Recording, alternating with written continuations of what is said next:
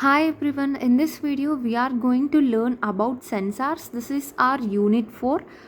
Firstly, we wanted to know what is sensor and what is the need for it and what are the characteristics and the types of the sensors. So firstly, coming to sensor. Sensor is a device that sends a physical phenomenon. Like what is physical phenomenon? Like temperature, it is a physical phenomenon, and displacement, a force, etc. and produces a proportional output signal.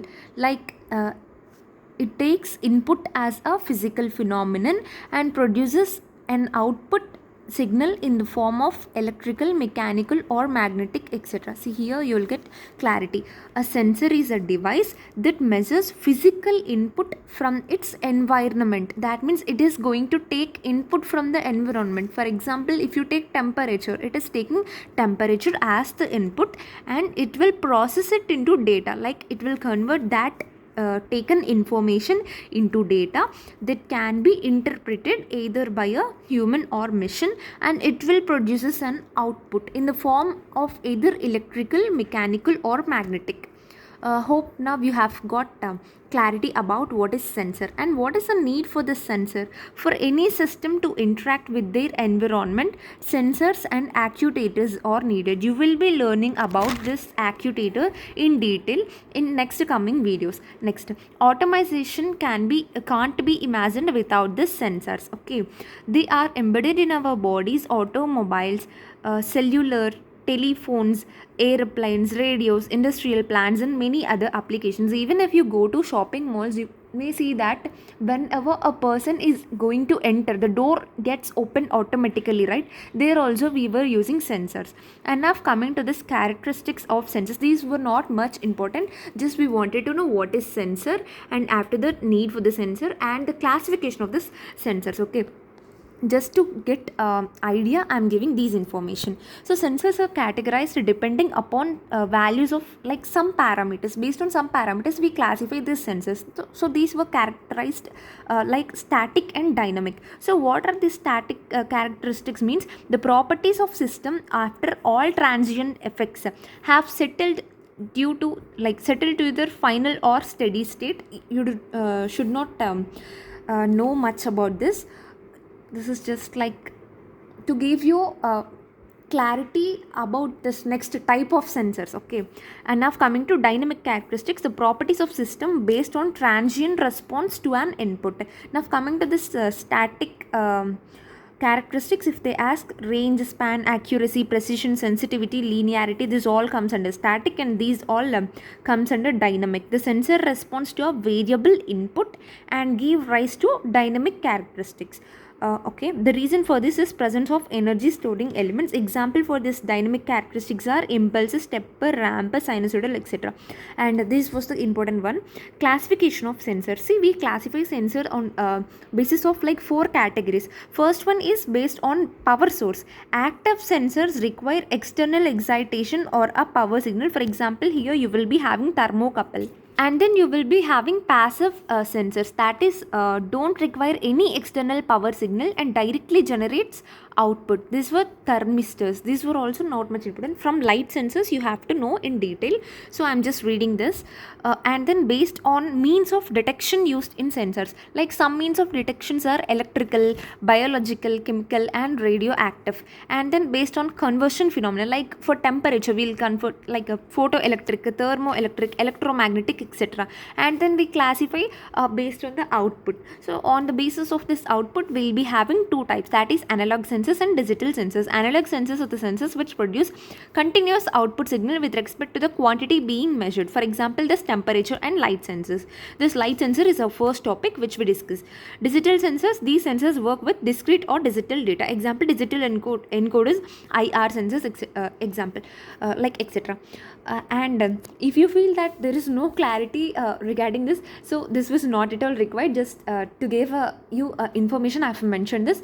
Just you wanted to know what is sensor. We have already discussed it, right? It is a device which measures physical, which measures physical input from its environment. It converts into data that can be interpreted either by a human or a machine. And then you wanted to know about light sensors. So our first one is light sensors. See, this light sensor is nothing but which converts a light energy into electrical energy. This light sensors will take light energy as the input, and it will gives us electrical energy as the output. Okay, and further these light sensors are classified into three types, that is photodiodes, phototransistors, and then photoresistor. Now coming to the first type, that is your photodiodes. Photodiodes have found their applications, like we use it everywhere from while watching TV. In order, like we have a TV remote, right? From TV remote, starting from the TV remotes to smoke detectors, everywhere we use this photodiodes.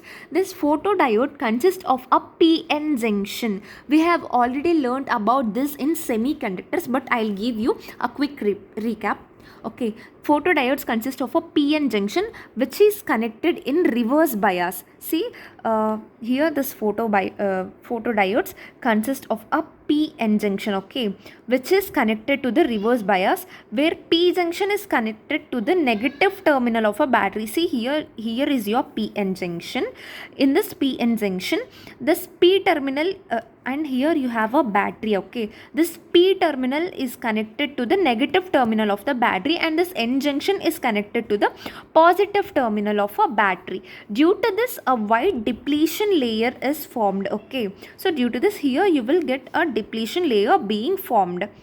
When photons from a light fall on the depletion region, see, whenever this light particles form onto this depletion region, it will generate holes and electrons. Okay, now where does this holes and electrons go? The holes will move towards the P junction and the electrons will get moved towards the N junction. Okay, due to this movement of these holes and electrons, this leads to the generation of charges. Okay, we know that electric current is nothing but the flow of charges, right? Since the light gets falls on this depletion regions, holes and these electrons are get created, and due to this movement a current will be generated. Okay, thus we can say that amount of current produced will be directly proportional to the intensity of the light only, right? Like how much amount of light is going to be fallen on this depletion region, by that only this electrons and holes are getting moved, and that movement of this electrons charges is the cause for the flow of current, right? This was about your photodiodes in brief. We do not wanted to go into much detail since we are CSC students, okay, not an electrical department. Remember this. And now coming to this photoresistor. Here this photoresistor is nothing but like a variable resistor. Okay, this resistance can be varied upon the amount of light that is exposed to. See, for example, if you have a photoresistor, if a light is falling on that photoresistor, depending upon the amount of light which is falling upon the photoresistor, its resistance also gets varied. See, this is how it looks. So here is light falling on it. Depending upon the amount of light falling, its resistance also varies, and thus photoresistors are used in the applications to detect either the light is present or absent, to detect the presence or absence of light. As the light is exposed to the photoresistor, the resistance get decreased. Okay, since we expose the photoresistor to light, its resistance decreases. We know that current and resistance are inversely proportional. Since its resistance decreases, it leads to the more current flow. Okay, and these were used in clock sensors, automatic street lights, etc. And then coming to the third category, that is phototransistor. Like the photodiode which we have discussed previously, phototransistors also conduct depending upon the light falling on them. This photodiodes are one which conducts like based on the light falling on them, right? In the same way, the phototransistors also work on the same principle, that is depending upon the light falling on them. And these were used in position sensing, security system, etc. Okay, the only difference between that photodiode and phototransistor is that in phototransistor, a transistor is being used. In photodiode, the light falling on the depletion region leads to the flow of current. While coming to this phototransistor, the light falling on a transistor will lead to the flow of charges. Okay, phototransistor is more sensitive as compared to the photodiode. This is a simple diagram of your phototransistor. See, here you will be having your phototransistor. In the absence of a light, a small current flows from the collector to the emitter. Okay, when light falls on the base, then it will lead to the generation of the charge carriers.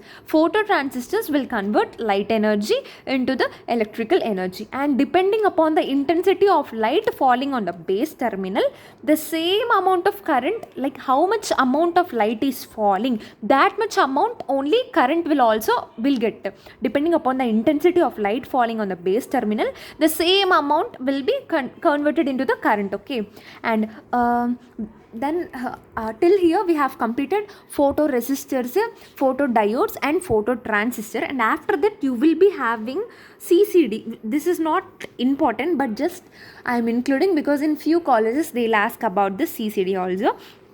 Have you ever get wondered, whatever we wanted to capture using our camera, like whatever the things we see, our camera captures that, right? This was due to CCD. Okay, a camera captures whatever we see and produces it in a digital form. How does this happen? Is because due to charge coupled devices or CCD. The CCD is nothing but your charge coupled devices. Okay, this will have light sensitive arrangements, and we call this as pixels. Pixels are like a small dotted structures. Okay, this CCD will have million of pixels. These pixels are p layer of silicon separated by a depletion from n type silicon layer. See, according to our MBU, our syllabus is just about you wanted to know what is sensor, its definition. Only you wanted to know about the sensor definition. And coming to the types of sensor, our first type is light sensor, and next type will be like voltage sensor. I will be discussing each type of sensors in the coming videos. Thank you for watching, and subscribe my channel for more videos only if you like the content. Don't forget to like, share, subscribe and then comment. Thank you for watching, and if you have any doubts, feel free to ask me in comment section.